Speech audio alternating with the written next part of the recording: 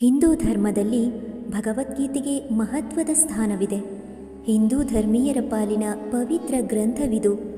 ಕುರುಕ್ಷೇತ್ರದ ಯುದ್ಧದ ಸಂದರ್ಭದಲ್ಲಿ ಭಗವಾನ್ ಶ್ರೀಕೃಷ್ಣನು ಅರ್ಜುನನಿಗೆ ನೀಡಿದ ಜೀವನ ಸಂದೇಶಗಳ ಸಾರವೇ ಭಗವದ್ಗೀತೆ.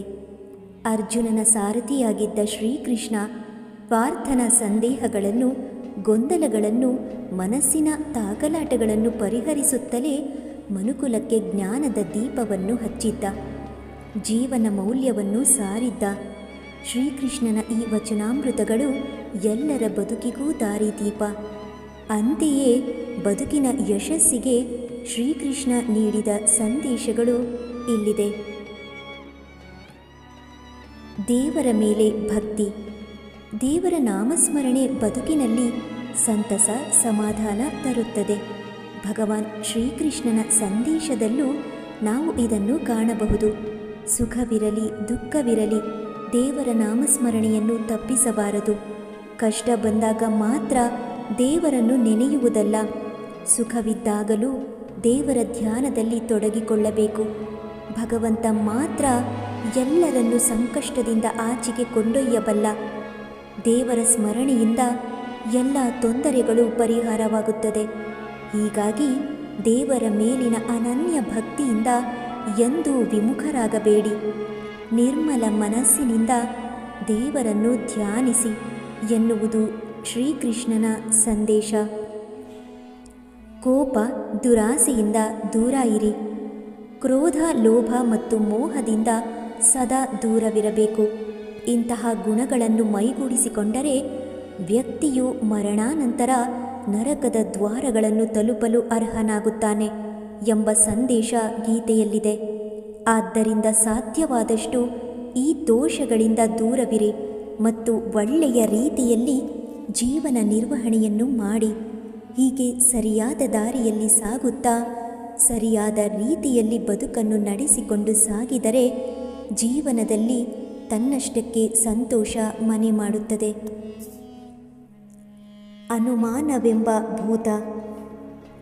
ಅನುಮಾನ ಎಂಬುದು ನಿಜಕ್ಕೂ ಭೂತ. ಅನುಮಾನ ಕುಟುಂಬವನ್ನೇ ಒಡೆದು ಹಾಕಬಹುದು. ಕೆಲವರು ವಿನಾಕಾರಣ ಇತರರನ್ನು ಅನುಮಾನದಿಂದಲೇ ನೋಡುತ್ತಾರೆ. ಇಂತಹ ಅನುಮಾನದ ಕಾಯಿಲೆಯಿಂದಾಗಿ ಸಂಬಂಧಗಳಲ್ಲಿ ಪ್ರೀತಿ ಮತ್ತು ನಂಬಿಕೆ ಎರಡೂ ಕೊನೆಯಾಗುತ್ತದೆ.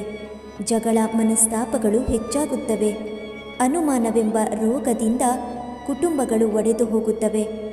ಹೀಗಾಗಿ ಎಲ್ಲರೂ ಅನುಮಾನವೆಂಬ ರೋಗವನ್ನು ಶೀಘ್ರ ತಮ್ಮಿಂದ ತೆಗೆದುಹಾಕಬೇಕು. ಆಗ ಸಂಬಂಧಗಳು ವೃದ್ಧಿಯಾಗುತ್ತವೆ, ಜೀವನದಲ್ಲಿ ಪ್ರೀತಿ ಗಟ್ಟಿಯಾಗುತ್ತದೆ. ಮರಣದ ಬಗ್ಗೆ ಭಯ ಬೇಡ. ಮರಣ ಎನ್ನುವುದು ಬದಲಾಯಿಸಲಾಗದ ಸತ್ಯ. ಹುಟ್ಟಿದ ಮನುಷ್ಯ ಸಾಯಲೇಬೇಕು. ಹುಟ್ಟಿದವನಿಗೆ ಸಾವು ಎಂಬುದು ನಿಶ್ಚಿತ. ಸಾವು ಯಾವಾಗ, ಹೇಗೆ ಬರುವುದೆಂದು ಹೇಳಲು ಸಾಧ್ಯವಿಲ್ಲದಿದ್ದರೂ ಸಾವನ್ನು ತಪ್ಪಿಸಲು ಯಾರಿಂದಲೂ ಸಾಧ್ಯವಿಲ್ಲ. ಹೀಗಾಗಿ ಮರಣದ ಬಗ್ಗೆ ಯಾವತ್ತೂ ಚಿಂತಿಸಬೇಡಿ ಮತ್ತು ಶಾಂತವಾಗಿರಿ ಎನ್ನುವುದು ಭಗವಾನ್ ಶ್ರೀಕೃಷ್ಣನ ಮಾತು. ಜೀವನ ಮತ್ತು ಸಾವು ಪ್ರಕೃತಿಯ ಭಾಗ.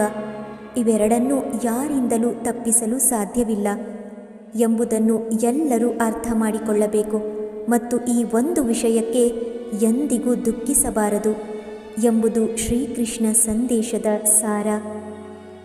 ನಿಸ್ವಾರ್ಥ ಸೇವೆ.